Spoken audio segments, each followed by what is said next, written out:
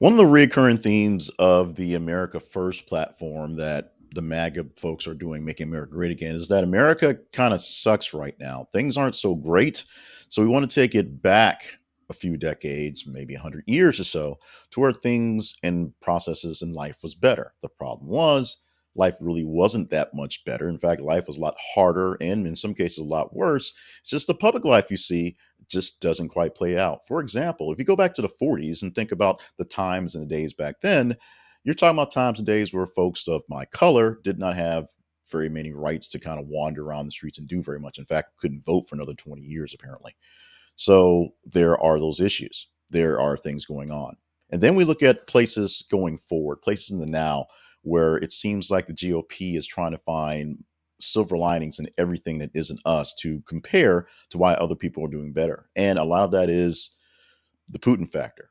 Putin controls literally everything in the nation of Russia, nation of Russia. So he can say what goes on. I'm not sure how that magical power works, but he says things, people kind of go with it.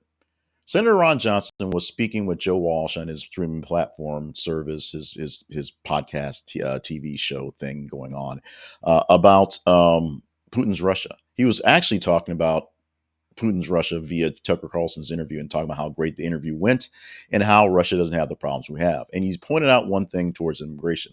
Putin doesn't allow immigration issues like we have in the United States. Of course, no one's really trying to immigrate to Russia. No one's crossing borders. No one really wants to go there. It's not a great place to be. I remember a time, literally back in my youth, back in my teenage years, back when there was still a West and East Germany, the Soviet Union existed. There was a story about a guy, a soldier, an American soldier, young guy, private specialist, something like that, who defected to Russia. He like walked to the border. He was somewhere near some Soviet country and walked to the border and like, I want to defect, making it a big deal. But he was only early 20s, literally like a private or specialist, nothing all that special. So he defected. And for a few days, there's to talk about the guy who defected to Russia. When he got there, and they knew he was a soldier and they had to find something for him to do now that he was a Russian citizen, they knew that he was from Texas or somewhere in the Southwest and he dealt with snakes. So they made him a snake wrangler.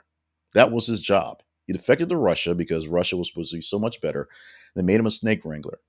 And then he fought for the next few days to find a way back to the United States, back across the border, back out of the communist world, because his girlfriend, wife, was pregnant. He took her along with him and didn't want to have that child born outside the United States. Does not want to have that child be born not of American.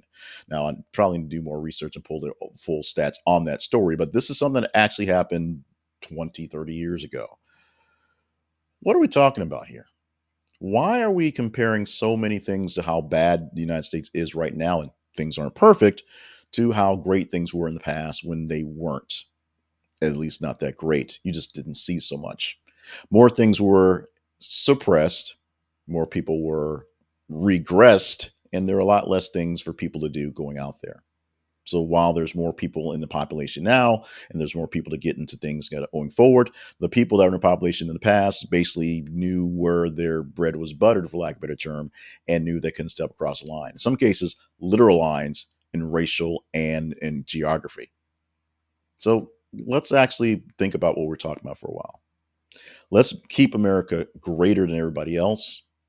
Let's go back to some family values and instill more things like that.